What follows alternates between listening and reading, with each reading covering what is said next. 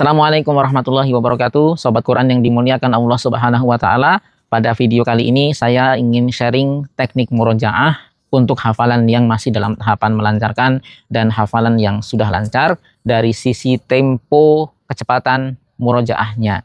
Jadi dalam murojaah itu kan kita bisa murojaah dengan tempo bacaan yang cepat dan kita murojaah dengan bacaan tartil atau santai. Nah, mana yang lebih efektif? Untuk hafalan yang masih dalam tahapan melancarkan, saya menyarankan untuk murojaah dengan tartil, murojaah dengan tempo yang tidak cepat. Kenapa demikian? Karena ketika kita murojaah dengan tartil, kita punya kesempatan untuk menata hafalan kita di dalam memori, kemudian kita bisa membandingkan ayat-ayat itu dengan ayat-ayat yang mirip. Jadi ketika kita melafazkan satu ayat tertentu yang kita murojaah dengan tartil, kita bisa mengingat dengan baik dan meletakkan puzzle-puzzle ayat itu ke dalam memori kita sambil kita membayangkan ayat ini mirip dengan ayat yang lain atau tidak. Apabila ada yang mirip, maka sambil kita melafazkan dengan tartil tersebut, karena tidak terlalu cepat temponya, jadi kita masih di sisi otak yang lain itu bisa sambil membayangkan kemiripan ayat yang kita baca dengan ayat yang lainnya, kemudian kita mengingat-ingat apa perbedaan dari kedua ayat yang mirip tersebut sehingga kita tidak tertukar. Jadi seperti itu kenapa harus murojaah dengan tartil untuk ayat-ayat yang masih belum lancar.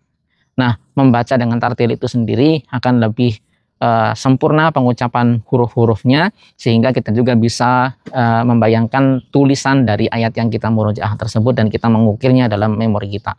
Ini yang saya sebut dengan mapping hafalan. Jadi kita menempatkan ayat-ayat yang kita murojaah itu, puzzle-puzzle ayat yang kita murojaah itu ditata ke dalam memori kita sehingga kita mengetahui tulisan ayat itu seperti apa, bunyi ayat itu seperti apa, kemudian kemiripan ayat itu dengan ayat yang lainnya di bagian mana, yang beda di bagian mana, dan seterusnya.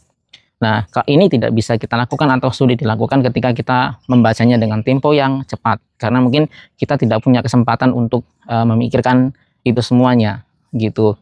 Nah, bagaimana dengan bacaan tempo cepat untuk hafalan-hafalan yang sudah lancar? Yang terbaik memang tetap dibaca dengan tartil, tapi ketika waktu tidak banyak atau Anda ingin memurojaah dengan jumlah yang lebih banyak untuk hafalan-hafalan yang sudah lancar, maka Anda boleh membacanya dengan tempo yang cepat untuk hafalan yang sudah kuat. Nah, bacaan cepat ini sifatnya untuk penjagaan saja, supaya kualitas yang sudah lancar tadi itu tetap terjaga lancar. Jadi, itu fungsi tempo cepat dan tempo lambat dalam murojaah gitu. Tapi kalau Anda punya waktu luang yang banyak, yang terbaik adalah memurojaah hafalan dengan tempo yang lambat atau dengan tartil.